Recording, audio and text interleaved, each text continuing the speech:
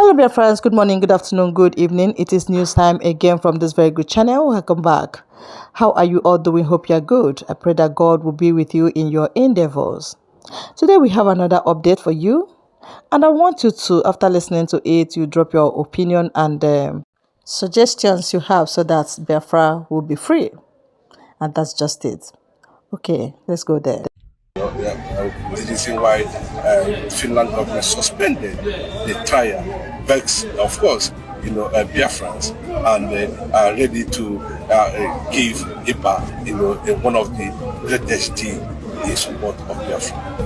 All right, thank you for having me. I think it is a global recognition that the Nigerian state or government is lacking of what we call integrity. When the Nigerian government tell you that this is what has happened, I believe you need to verify not twice, but I think 4 times.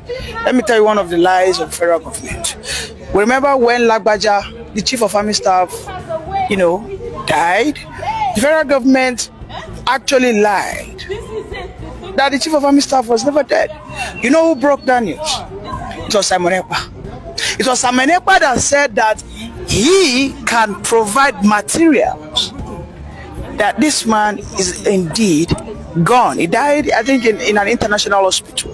And 3 days later, the Nigerian government has accepted that after Simon Ekpa has exposed their lies. Today, with the emergence of Donald Trump, who in the recent time has been engaging the Finnish president, who is Alexander Stubb. I mean, they just had a meeting, I think about 72 hours ago. And I'm not surprised that now Finland has put a stop to that, because for me it's just a show of lies by the Nigerian government. Because don't forget, the Nigerian government also told us that since last year that they have materials that they will forward. We are in March. Today marks April 1st. So in more than 4 months, Nigeria has not been able to convince the Finnish government that whether Simon Ekpa is a criminal or not. They don't have any say, they do not have any fact. All they do is blackmail.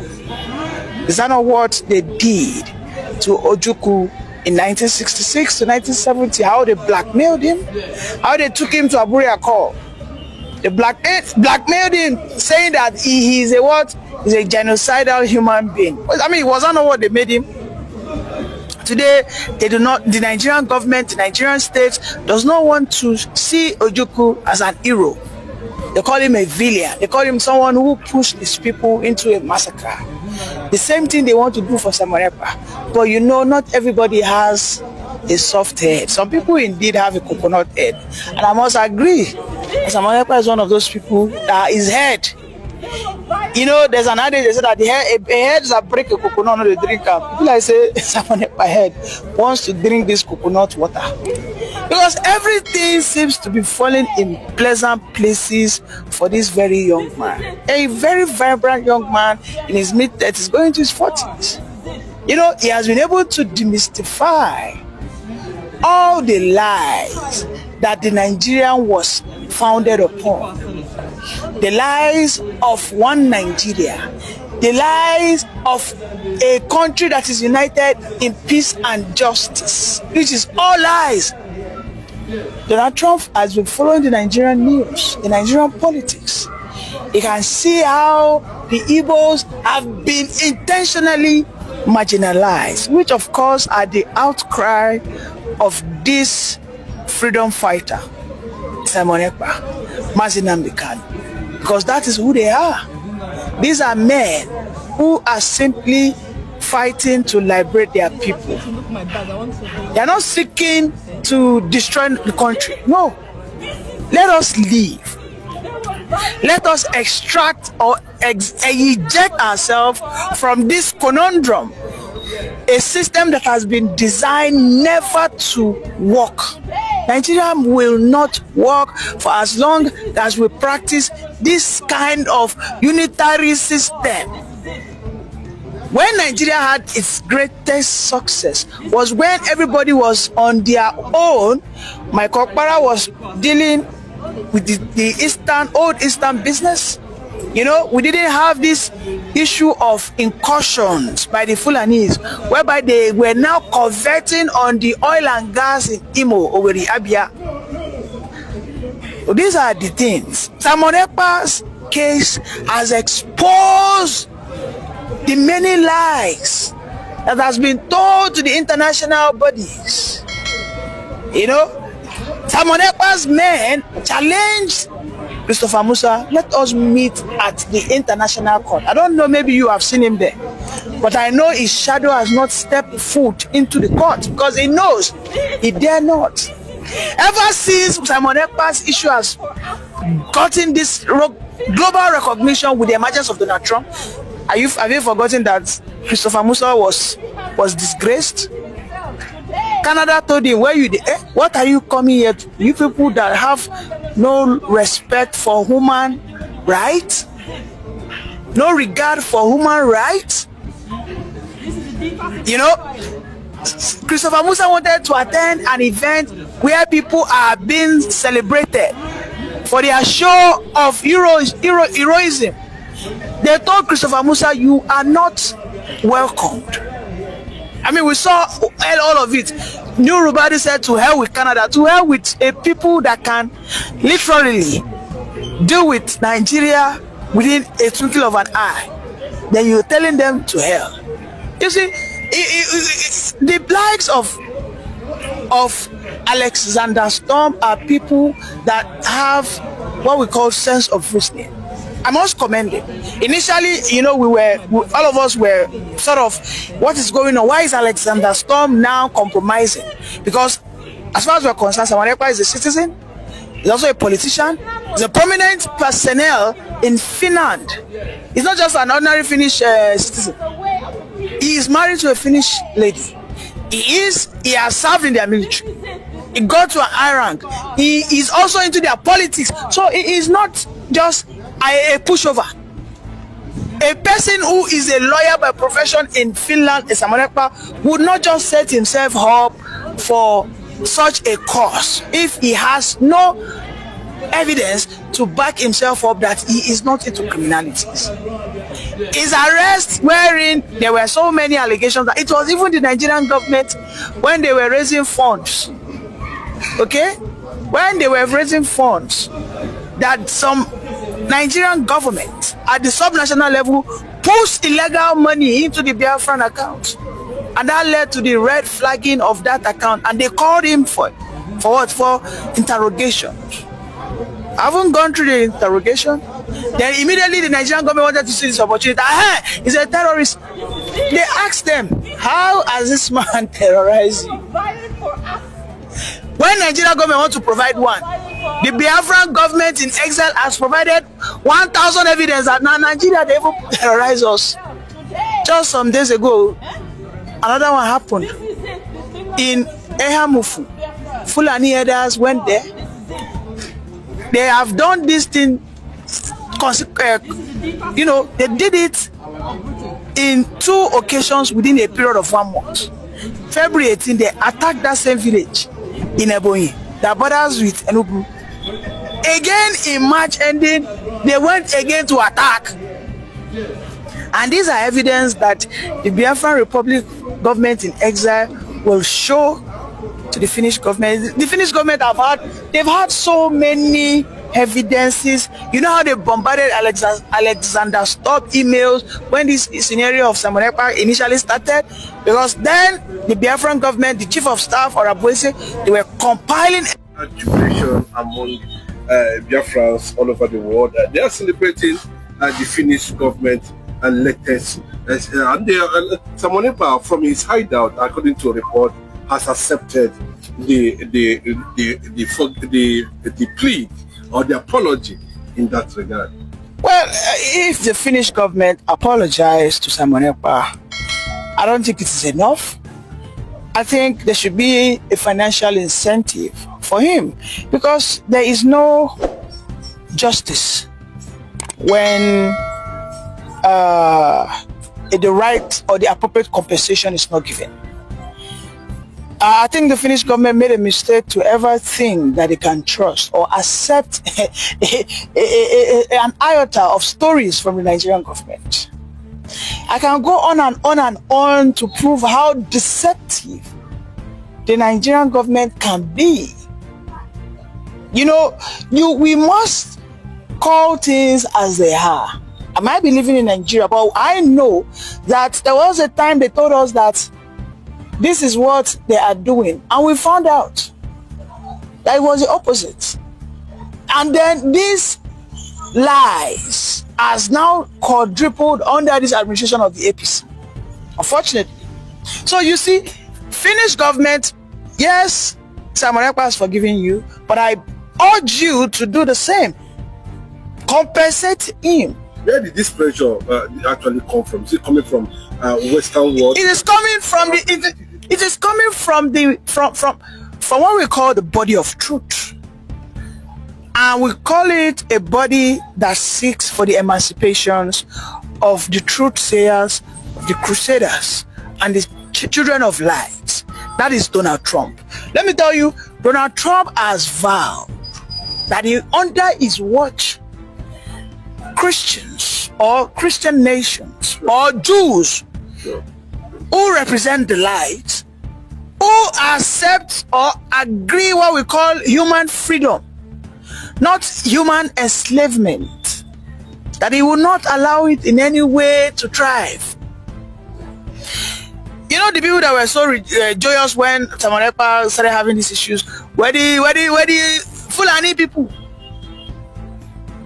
They were jubilating. They were rejoicing in the north that this guy who used to be our nemesis. You can see ever since Simon Ekpa has been silent, there have been some series of attacks in Enugu, in Ebonyi. So now they are shivering in their spine that, indeed, Finnish government have caught up with us that we lied. And this man who is a thorn in our flesh will come back. All of a sudden, you will see that in a couple of days, those Fulani people will be pushed back into their shells. Because they say that it is only a lion that faces his battle without a show of fear. And these are the people who represent the Igbos, or the Biafrans, shall I say. The Simon Ekpa, this is the likes of the Mazinam, the Kanu. I mean, look at what is going on everywhere now. Look at what happened in Edo State. There is a prophecy that was said by Mazinam the Kanu as at 2018 or thereabout, or 2019, 2020, where he said that this issue, this conundrum, is not just about ethnicity. It is simply about conquest, and he labeled it rightly that it is a Fulani conquest. Otherwise, why will a governor who has always had his people killed for a period of 1 year, 2 years by these same Fulani marauders? So now, because his own people who feel that they have been abandoned and decided to take justice into their hands, and they call it good justice. Okay, when the government fails, what do you think is going to thrive? Anarchy will thrive. If the government was up and doing, there wouldn't be anything called jungle justice. If the government of Nigeria... Yeah, good morning, Mr. Christian. Simon Ekpa get people that are lobbying for Biafra, and it is a plus.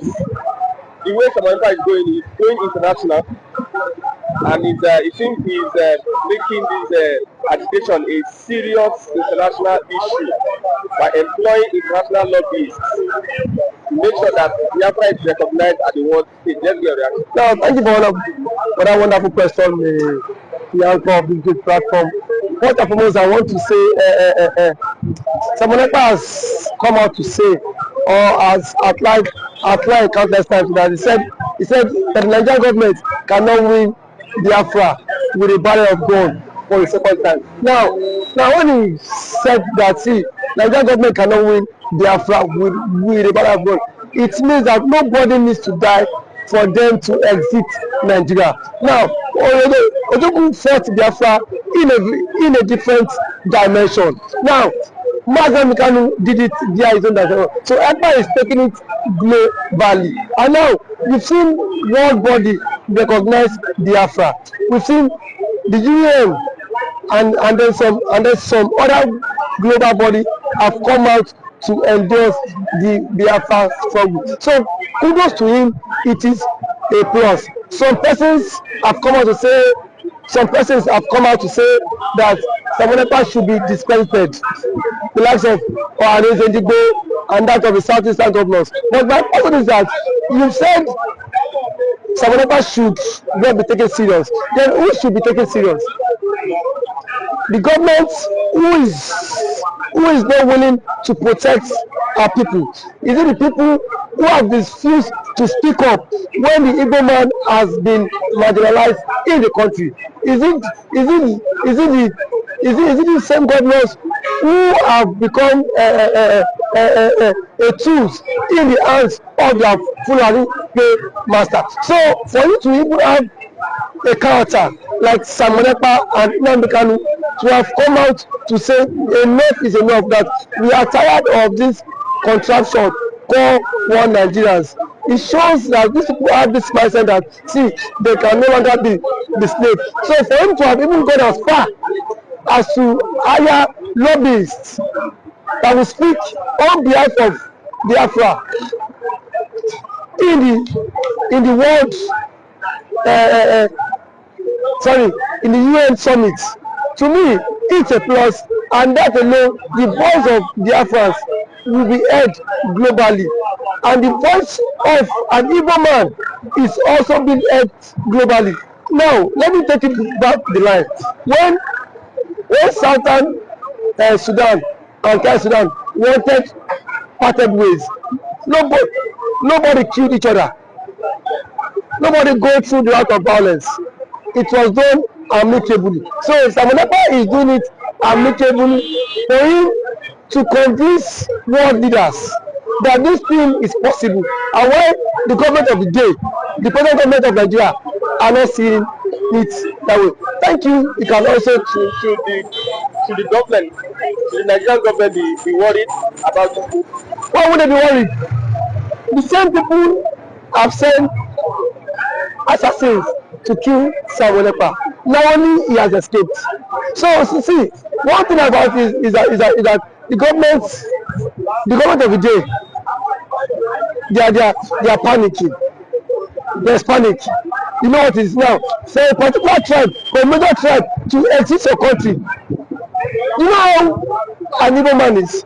You know the investment of an Igbo man is in the country. Now imagine in Nigeria without an Igbo man. Let's just imagine that. That means the Hausa man would now dominate virtually every government parastatals in Nigeria. So now the reason why the Igbo man is still believe that's in Nigeria is because the Igbo man is still in the contraption called Nigeria. But eventually, if the Igbo man leaves, my brother, the Yoruba man will know the true meaning of Nigeria, and then we don't know who owns Nigeria. Just like what Angwabula said, he said they are not scared of the Igbos parting, exiting Nigerians. That was what he said. He said they are not scared. Indirectly, that means the other tribe would not have sense of belonging in the country, and we know it. I know it too. And every normal man now has the spirit of dominance. You cannot dominate him. If Fulani man has the spirit of dominance, for you to dominate him, it will take ages. In terms of population, you cannot dominate them. So one thing is that Ekpa have foreseen this whole thing. That was why he championed this Biafra struggle. And now, gradually, it is now becoming a reality in this contraction called Nigeria. Now, there are some Igbo men, some women are even tired of the system called Nigeria, just because they feel their brother is still in president. Man, my brother, I can bet you, come 2027, the Yorubas will be championing Oduduwa Republic more than the man. I can bet you that. That I am very certain of. Yes, we will championing because it is certain when their president, when their brother is being kicked away from the presidency, already there is a plot, and which he himself cannot escape.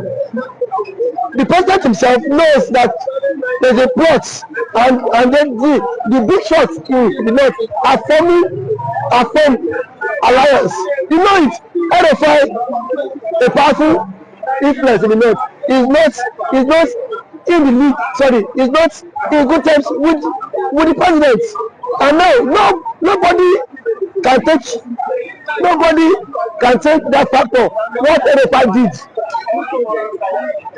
Honestly, I made President Tinubu emerge as the president via his own influence, and then we have also the likes of Ango Ambulai, which is the chairman of the Northern Order Forum. He said post election that the others would have supported Tinubu, but come 2027, Tinubu will not get their support. So what does that mean? Now if the average Northern person is not giving the vote, now where will they get the vote? It should come by 2027. The same thing the Yorubas have tagged the votes for. Now they will be the master mind of it, because I can bet you that 2027 Yoruba will stop, and that's the slogan that will continue the trend, is that we are tired of the country, we want to follow the suit of the government and exit the country, and then the government now will not take them, tag them for being unserious, because now that the government is championing for the exit, we are saying the government is not serious. Yeah. There are claims that the government is not serious, but I can bet you when the system will later catch up with you, then you will know why the government has been championing to exit. Thank you for always coming.